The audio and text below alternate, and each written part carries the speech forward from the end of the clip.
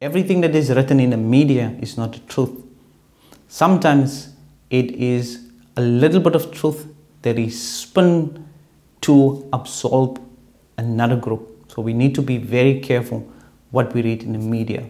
I'm not saying that we need to buy into conspiracies, but we need to think for ourselves. So the state capture was only successful because politicians and businesses joined forces in looting the state coffers.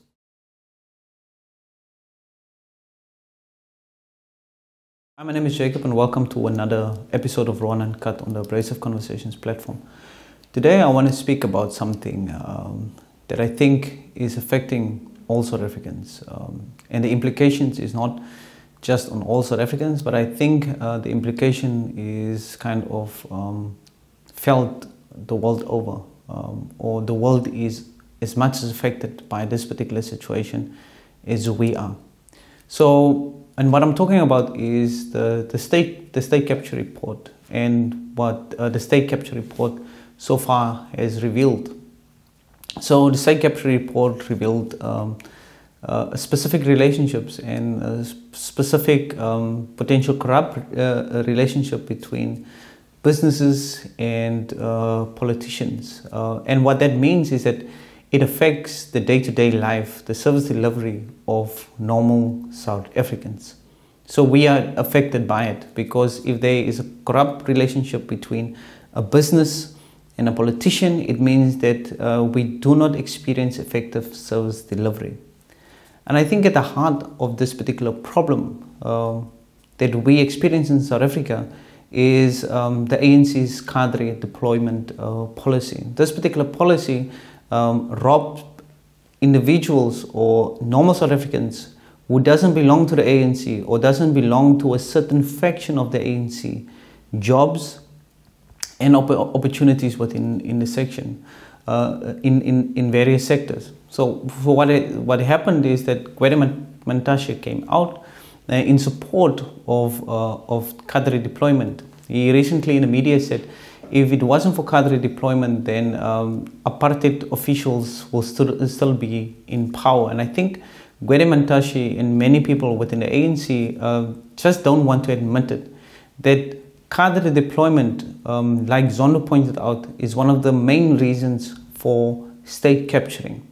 So from a political science point of view, from what I've studied and what I know, cadre deployment is simply what we refer to in politics, new patrimonialism. So new patrimonialism is where where politicians buy the support of various people within the sector or within society to support their specific cause. Those who do not support and doesn't toe the line, they excluded from all types of opportunities within the state. Now, what happens with new patrimonialism is that it is not based on democratic practices, especially the practices in the rights in our constitution. Those are not the rights that is respected. So there is no. So in new patrimonialism and even or cadre deployment, there is no equal opportunity. Opportunity is only for those within the specific faction of the political party in power. And we have seen this at the ANC. The ANC is a big defender of cadre deployment, that people closely link with certain groups within a party are being deployed. So most of these individuals doesn't have the skills, they doesn't have the necessary expertise to run more and more complex government and play in the international system. But here's a more important question. Is cadre deployment only practiced by the ANC? And I don't think so. I think because the ANC owns cadre deployment, I think we need to move away from cadre deployment and use more political scientists, a political science relevant term for the practice that I see is at the heart of state capture, and that is new patrimonialism. So the question then is other parties also engaging in neo-patrimonialism? And my answer to that question is yes. The DA is just as guilty as the ANC when it comes to deploying certain members within the party to various positions. And by deploying that, those deployees doesn't necessarily have all the skills and expertise that is needed to deliver services. So, there's a great case for this type of practices. For example, there is a municipality here in the Western Cape where constantly there is the one council is removed and then there's another council, and it's because of party members moving or people resigning and moving to various parties, taking cash or money, step down. So when the DA comes in power, they do the same thing. In those local government or those municipalities, they do the same thing as the ANC does. Because they also deploy people closely linked to the party or the faction within a municipality to run a municipality. So it's not a neo-patrimonialism or cadre deployment is not just something that the ANC is practice. It is practiced throughout the whole of the South African political system, and various parties are guilty of it. So the biggest losers in the state capture report is the ANC, but I think that is kind of a misdirection. I think state capture is much wider than just at the national level or just during the Jacob Zuma period. I think that state capture is much wider and much deeper. So I think there needs to, I think the commission can't stop here. I think even though it's up to R1 billion that we have spent already on this commission, I really do not think that we must stop the state capture commission here. I think it needs to go deeper. It needs to go into the local government level. It needs to go to different sectors of societies. Because currently the picture or the narrative that is out there is that it's only the politicians that was guilty of this particular crime, and it was Zuma and the Guptas, and that is not the case. I think that businesses is just as guilty in South Africa as the politicians when it comes to state capture. It's not just the politicians. I think there's another political scientist concept that we can think with in describing that, and that's crony capitalism. Crony capitalism is simply where businesses and politicians kind of enter in a corrupt relationship to ransack or exploit the coffers of the state for capital gain, or not just for capital gain, for their specific gain. So that relationship doesn't benefit the majority of citizens. So crony capitalism, neo-patrimonialism is this kind of conversations that we need to have, and especially if you are studying politics, I think now is the right time to start thinking about what cadre deployment means, what state capture means, and whether we can use more productive concepts in describing this particular relationships. And there needs to be education that goes along with it. So, but this being said, if businesses and politicians, if business is just as guilty as politicians, and it's not just one sector of society is affected, and for that reason I would say the Zondo Commission must continue, and it needs to go deeper. We cannot stop here. I think municipalities is broken because they are captured by local elites and interest groups. And those local elites and interest groups, which is largely also businesses, they are closely linked to the various political powers that is in control of the in the local councils. More importantly, some trend that I've seen in higher education, I also think that there is a growing trend of neo-patrimonialism in higher education. And I think it's the way the bureaucratic system is working and where the money is coming from. But there is a lot of very shady relationships between businesses, within the higher education sector. And And that's another thing that we have to be careful of, especially those of us who work in the higher education sector. The higher education sector is based on academic freedom and the freedom of intellectual freedom. And we cannot sell that specific freedom for a corrupt relationship or a relationship that is linked closely to money. We need to be more carefully, or think more carefully in terms of the money that universities are receiving and what is the type of expected return from those people that are giving the university or the sector the particular money.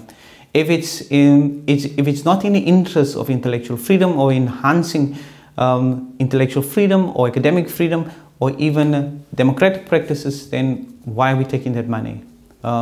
We need to be careful. There's also various appointments of contractors. We have seen a number of universities going into administration, and these universities that go into administration is because of this particular practice of new patrimonialism. So this particular practice is currently corrupting the South African society, and because it is corrupting the South African society, we have to do something about it. This is the time, if we are really passionate about and we think about the future for this particular country, that we do not buy into this particular practice. We need to speak out about it, and we must be careful that we are not bought, that our voices and our stances are not bought. So we have to do something about it, because the implications for this is gravely. If this continue, it is going to weaken the democratic practices, and what we have seen on this particular continent from there onwards is just downhill. So in the opening of this video, I also said it's not something that is new to South Africa, but it's also impacting the world. So if you read Barack Obama's book, then you will see even him becoming the president of the United States, he had to engage in various new patrimonial type of practices to get him elected as president. Donald Trump's 2016 election is a result of that. So it's not something that we can say that so-called third nations or developing countries are the only ones that is experiencing. The so-called first world countries or the West, they are actually the founders of this particular concept, and they are the ones that are using this practice to elect various people into various positions. So there's a close link between politics and capital in capturing the state, and we need to be careful for that. Be careful of that specific practice. So here's my thing: we need to do away with cadre deployment, but it's not just going to go away. It's not something that we can whisk away. So it's something that we have to do about. And then if we tackling cadre deployment, we also need to think about what is morally right and what is morally wrong.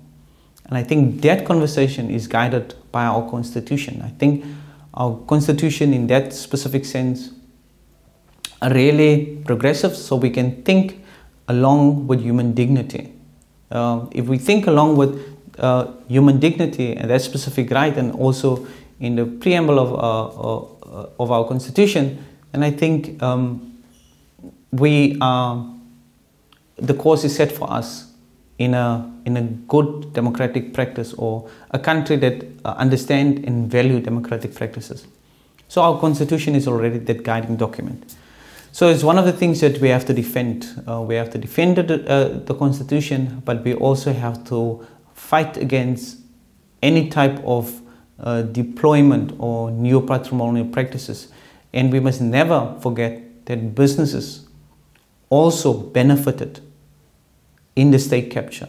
And it was not just businesses linked to the Guptas, it was also businesses linked to various other multinational corporations in South Africa, and to various powerful business families in South Africa. So that is what we we need to be aware of. We need to be aware of what is written in the media. Everything that is written in the media is not the truth. Sometimes it is a little bit of truth that is spun to absolve another group. So we need to be very careful what we read in the media. I'm not saying that we need to buy into conspiracies, but we need to think for ourselves. So the state capture was only successful because politicians and businesses joined forces in looting the state coffers. That is the thing that we need to understand. The businesses and the politicians are not for us. They are for their own gain. And when I say us, is the ones who are paying taxes and who is feeling every bit of increase. Petrol increase, inflation, whatever increases. We are the ones that is feeling it. The politicians and the businesses, when this country goes to shit, they will leave this country in a rush. And we will stay behind, or have to stay behind, because the borders will be closed for us and we won't be able to leave this particular country. So it's time for us to take our destiny in our own hands and do something about it. We need to do something about these corrupt practices like cadre deployment in South Africa. So thank you for watching, and I hope after watching this that you will do something. You will speak out, or you will just join the debate. Join the debate by saying, Jacob, you missed this. Jacob, I don't agree with you this year. Or Jacob, you're talking shit. But it starts with us having conversation and debating this, and not just taking everything that the media is saying. I thank you. God bless you. Please subscribe if you haven't subscribed. Until we see each other again. Bye-bye.